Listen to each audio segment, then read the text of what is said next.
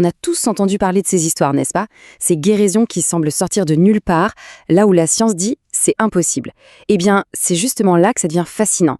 On se retrouve pile à la croisée des chemins entre la foi et la raison. Alors, miracle ou simple mécanisme inconnu de la nature, c'est le mystère qu'on va décortiquer ensemble aujourd'hui. Pour commencer, plongeons directement dans une histoire qui a de quoi laisser perplexe, celle de sœur Bernadette Morio. Son cas, analysé sous toutes les coutures par les médecins, est le point de départ parfait pour explorer ce grand mystère, un mystère qui met face à face deux mondes que tout semble opposer. Le contraste est juste saisissant. D'un côté, on a une femme qui a souffert pendant près de 40 ans d'une maladie neurologique très grave, le syndrome de la queue de cheval. Elle était paralysée, dépendante à de fortes doses de morphine. Et de l'autre, en un instant, tout disparaît. Elle se lève, elle marche, plus aucune douleur. La question, elle est simple mais vertigineuse. Que s'est-il passé? Alors, voilà notre feuille de route. On va d'abord se pencher sur le cas de sœur Bernadette. Ensuite, on explorera la méthode d'enquête de Lourdes et vous verrez, c'est bien plus scientifique qu'on ne l'imagine. Après ça, on basculera du côté de la science pure et dure pour voir ce qu'elle en dit. On comparera les deux approches et on finira par voir comment ces deux mondes peuvent peut-être coexister. Allez, on entre dans le vif du sujet. Le cas de sœur Bernadette Morio.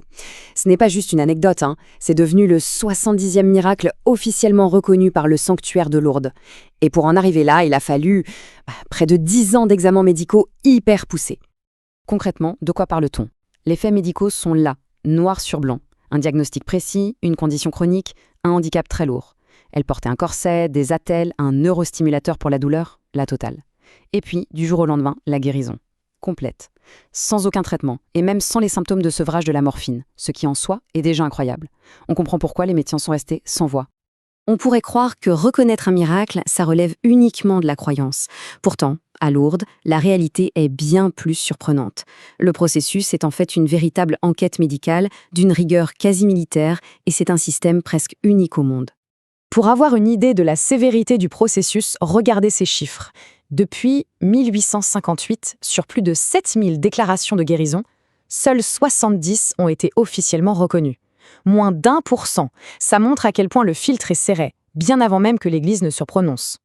Et ce filtre, il repose sur des critères qui ne datent pas d'hier. Ils ont été établis au XVIIIe siècle. Pour qu'un cas soit ne serait-ce qu'étudié, il faut que la maladie soit grave, le diagnostic en béton, et la guérison soudaine, complète et durable. Mais le critère le plus important, c'est celui-ci. La guérison doit être totalement inexplicable par la science de l'époque. Le processus est un vrai parcours du combattant. Tout commence par une déclaration. Le dossier est ensuite examiné par des médecins de passage à Lourdes. Si les jugés sérieux, ça monte d'un cran. Un comité international d'une trentaine de professeurs de médecine vote à bulletin secret. C'est seulement après tout ça, une fois que le cas est estampillé médicalement inexpliqué, qu'il est transmis aux autorités religieuses. Bon, on a vu la méthode Lourdes. Maintenant, changeons complètement de perspective. Comment la science, de son côté, aborde-t-elle ces guérisons qui semblent défier toute logique? Eh bien, elle a un nom pour ça, la rémission spontanée ou la régression spontanée. La définition scientifique qu'on trouve dans les revues médicales est très précise. C'est la disparition d'une maladie grave, comme un cancer, sans qu'un traitement puisse l'expliquer. Mais attention, le mot spontané ne veut pas dire sans cause. Il veut surtout dire que la cause, pour l'instant, nous est inconnue. Alors, à quelle fréquence est-ce que ça arrive?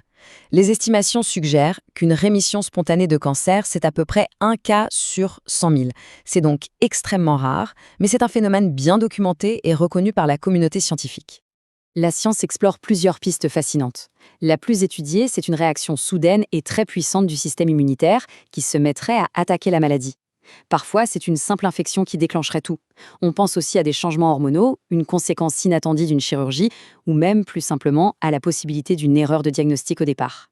Chaque piste nous rappelle que le corps humain a encore beaucoup de secrets. Et c'est important de le souligner, ce sujet n'est pas du tout relégué aux marges de la science.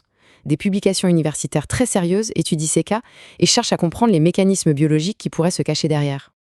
On a donc deux systèmes d'enquête, tous les deux très rigoureux, qui examinent le même type d'événement, mais à travers des lunettes complètement différentes. Mettons-les côte à côte pour bien comprendre leurs divergences et peut-être aussi leurs points communs. Au fond, tout est une question d'interprétation. Pour la foi, on parle de miracle, causé par une intervention divine. Pour la science, on parle de rémission spontanée, causée par un mécanisme biologique encore inconnu. Le verdict de la foi, c'est un prodige de Dieu. Celui de la science, c'est inexpliqué par les connaissances actuelles. C'est un peu comme si la science disait « on ne sait pas encore », là où la foi apporte une réponse qui transcende le savoir. Alors, est-ce que ces deux mondes sont condamnés à s'opposer pour toujours? Pas nécessairement. Certains des acteurs principaux de ces enquêtes, eux, voient plutôt une possibilité de dialogue et de respect mutuel. Et cette citation du docteur de Francisis, le président du bureau médical de Lourdes, illustre ça brillamment. En tant que médecin, il établit un fait. C'est inexpliqué. Il peut tout à fait comprendre qu'un autre scientifique dise « un jour on saura l'expliquer ». Mais il demande aussi à ce même scientifique de respecter l'interprétation de l'évêque, qui voit dans ce même fait un signe divin. Les deux ne s'excluent pas forcément. Finalement, la question reste ouverte. Une guérison inexpliquée, est-ce une preuve de l'existence d'une puissance supérieure? Est-ce simplement une limite temporaire de notre savoir scientifique, une nouvelle frontière à explorer? Ou peut-être que les deux perspectives peuvent coexister? Notre exploration s'achève ici. Pour ceux qui ont des questions, je rappelle qu'il y a un chat qui se trouve dans la description. Vous trouverez également une vidéo très complète du sujet traité.